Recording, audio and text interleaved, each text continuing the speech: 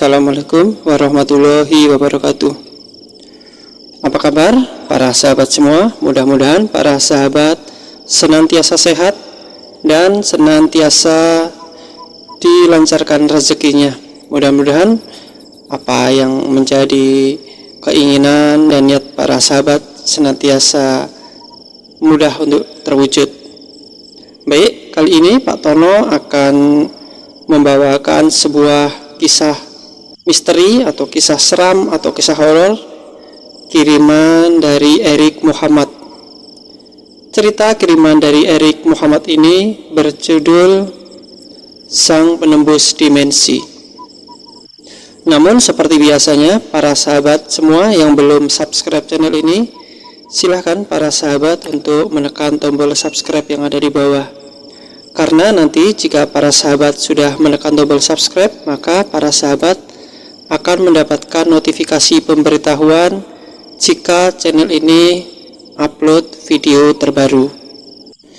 Cerita seram dilanjutkan. Utomo adalah seorang pemuda berusia 20 tahun. Sampai detik ini Utomo belum mengetahui nama kedua orang tuanya. Ya, saat kecil Utomo diketemukan oleh Pak Bardi dan Ibu Sukina.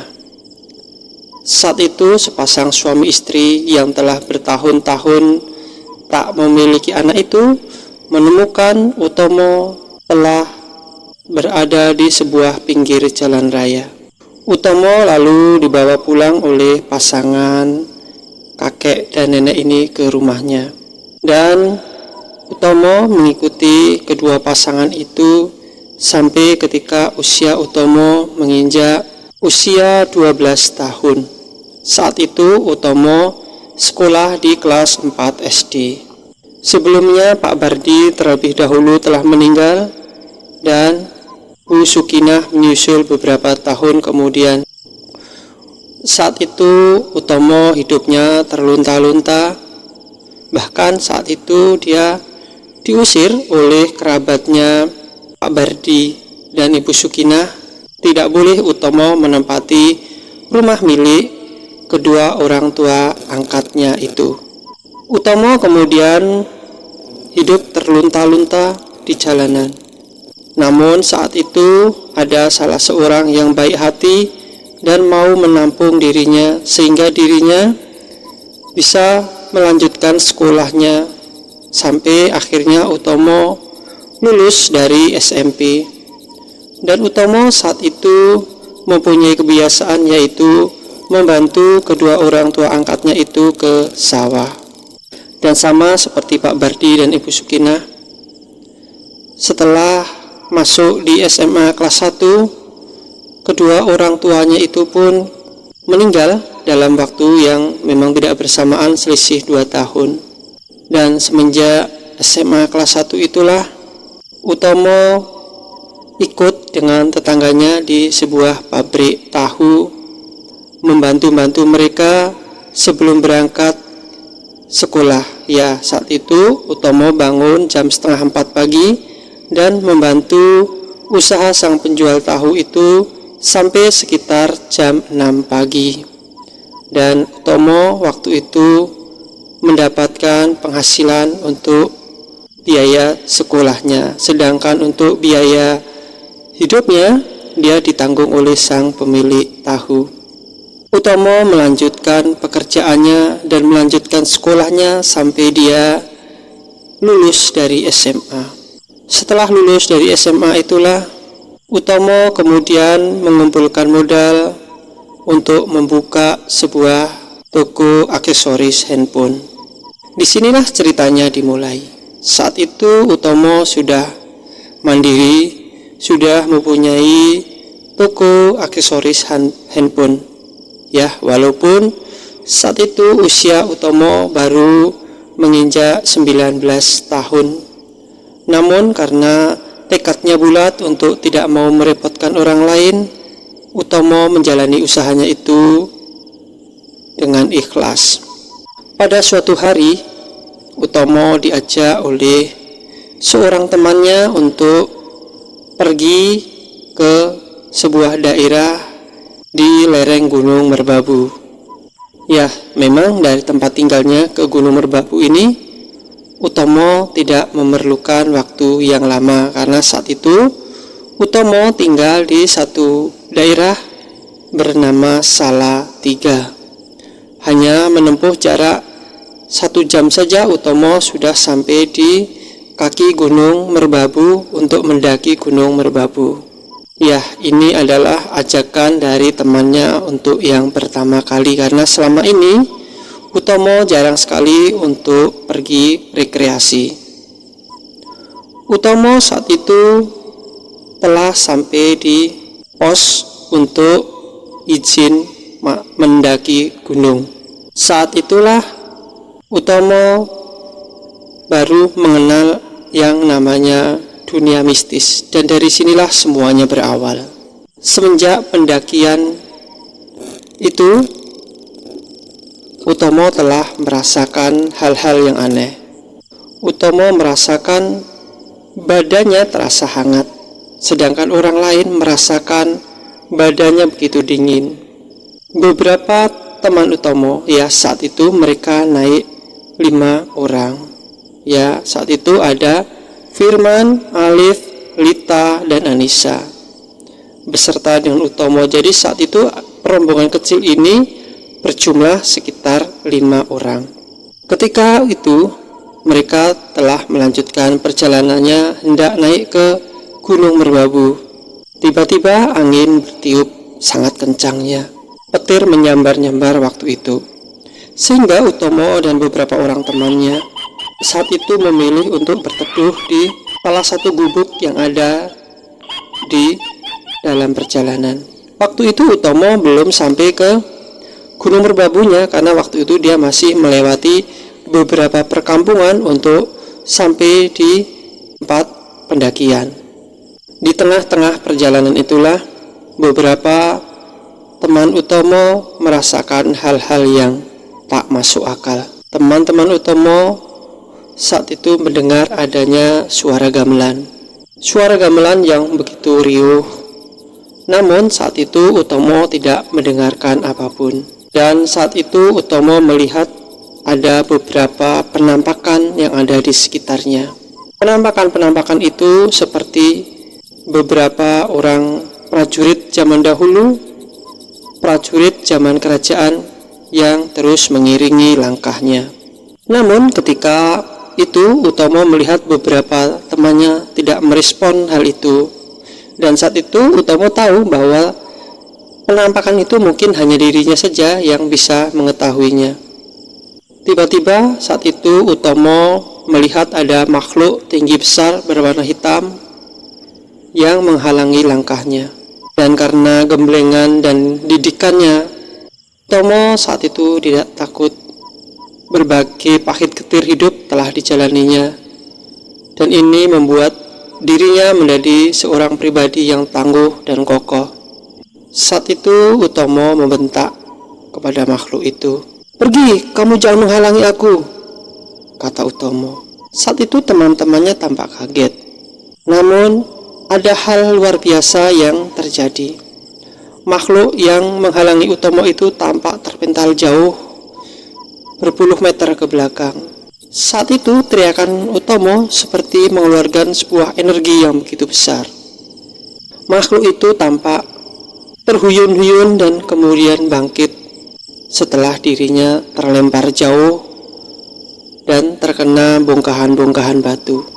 "Ampun pangeran, ampun, saya tidak bermaksud mengganggu pangeran. Tolong ampuni hamba pangeran," kata makhluk tinggi besar itu kepada Utomo. Saat itu Utomo tidak menjawab apapun perkataan itu. Namun beberapa teman Utomo saat itu melihat seperti ada benda jatuh yang menimpa bebatuan, dan benda itu tidak berwujud. Namun Utomo saat itu dengan jelas melihat makhluk itu jatuh menimpa bebatuan, dan batu-batu itu pun tanpa peterbangan. Namun teman-teman Utomo saat itu hanya melihat batu saja yang berterbangan, karena sepertinya batu itu dijatuhi oleh sesuatu. Teman Utomo saat itu langsung tergagap dan mundur ke belakang beberapa langkah.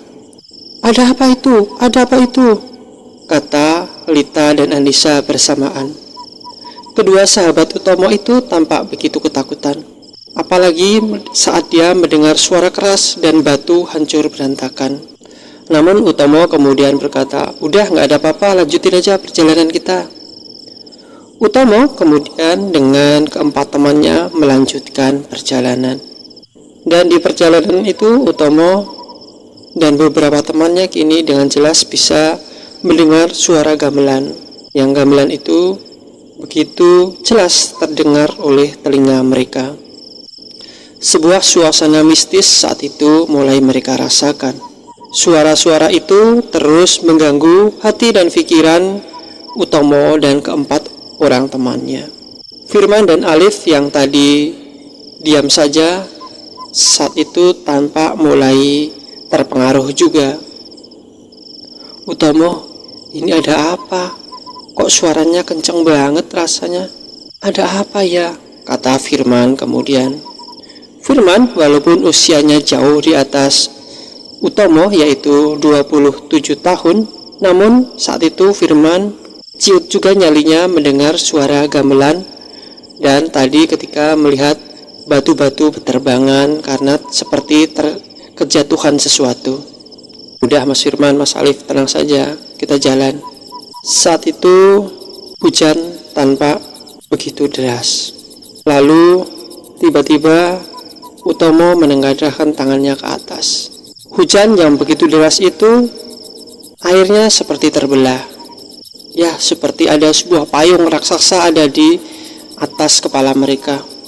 Keanehan ini makin membuat Firman dan Alif menjadi semakin berpikir lebih jauh untuk melanjutkan atau tidak perjalanan ini. Ini adalah keanehan yang ketiga.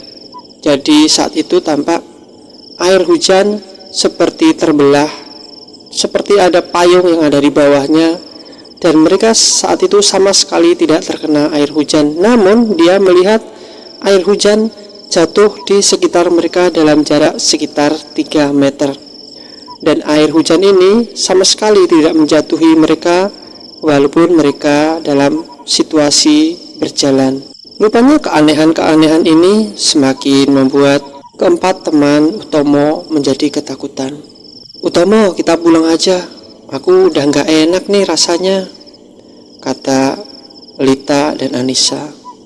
Utomo saat itu melihat memang kondisinya ini di luar nalar.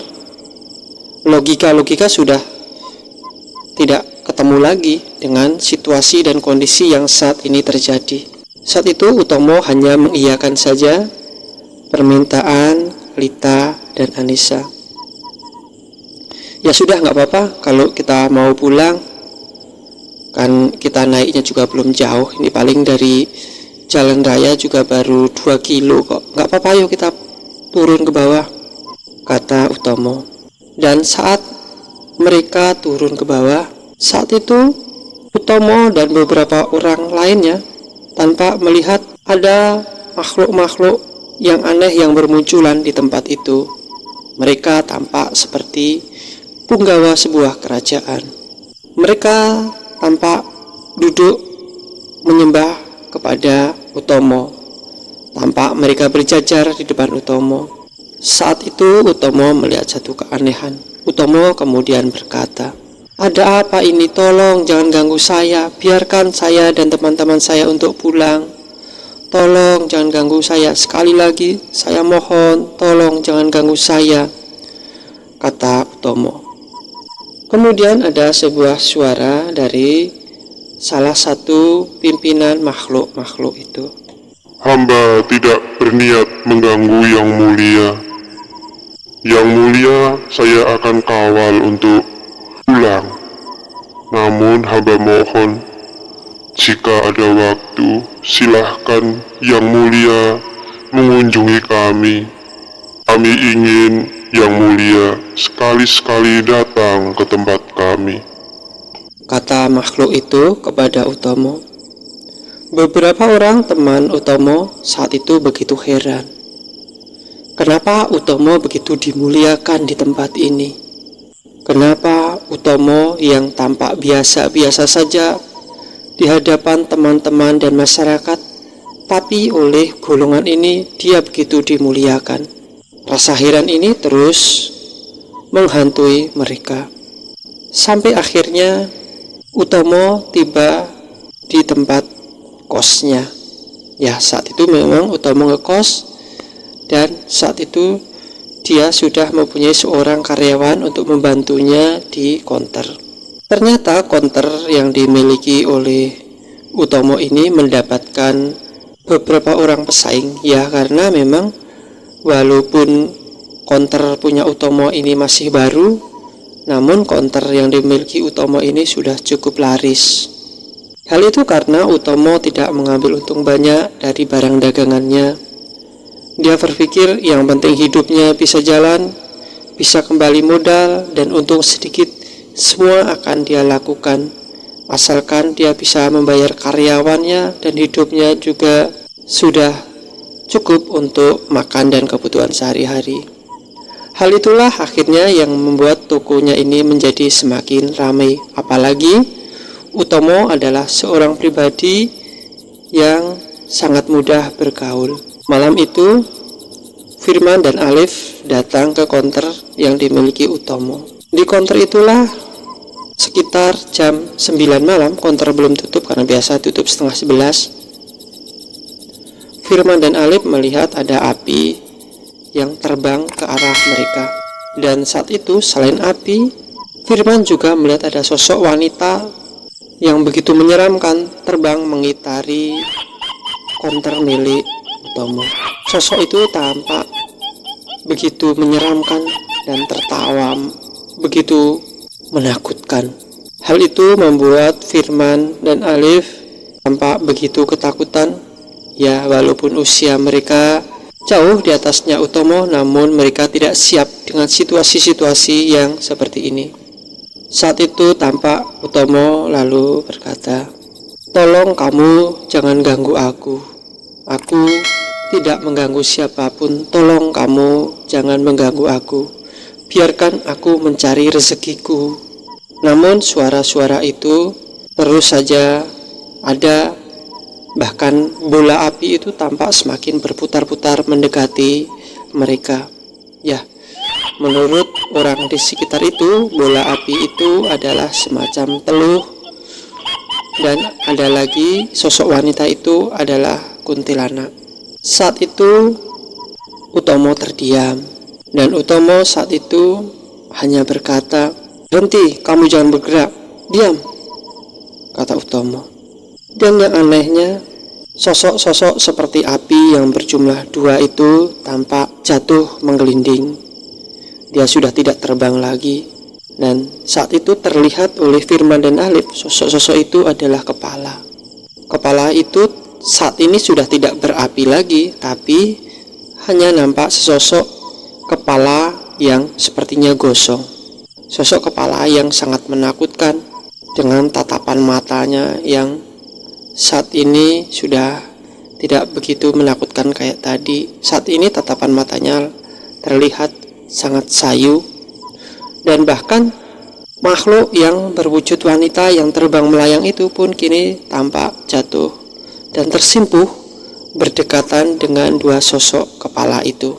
"Ampun, ampun, aku sudah tak berdaya. Siapa kamu sebenarnya?" kata sosok perempuan itu. Ternyata di depannya Utomo, sosok-sosok itu bukan apa-apa lagi. Mereka seperti kehilangan kekuatan mereka. Dan ketika Utomo menggerakkan tangannya, tiba-tiba sosok itu terlempar jauh dan menghilang. Firman dan Alif yang melihat kejadian itu tampak begitu shock dan tampak begitu heran. Ternyata Utomo memang luar biasa. Beberapa kejadian yang dialami belakangan ini telah membuka matanya bahwa Utomo adalah sosok yang luar biasa, sosok yang begitu diperhitungkan oleh bangsa halus. Dan itulah sosok Utomo yang akhirnya sosok Utomo ini menjadi disegani oleh beberapa orang kawannya, bahkan penduduk di sekitar situ pun saat ini mulai mengenal Utomo sebagai orang yang mengenal ilmu gaib, walaupun Utomo sendiri mengaku bahwa dirinya tidak pernah belajar hal itu. Baik, para sahabat, inilah cerita kiriman dari Erik Muhammad, dan mungkin kisah Utomo ini akan berlanjut beberapa kali karena memang ini ceritanya sangat panjang. Akhirnya Pak Tono mengucapkan terima kasih kepada Erik Muhammad karena ceritanya ini. Mudah-mudahan cerita dari Erik Muhammad ini menghibur para sahabat semua. Dan Pak Tono mengharap para sahabat semua kembali yang belum subscribe, silahkan untuk subscribe dulu channel ini. Akhirnya Pak Tono mengucapkan wabillahi taufiq wal hidayah. Assalamualaikum warahmatullahi wabarakatuh.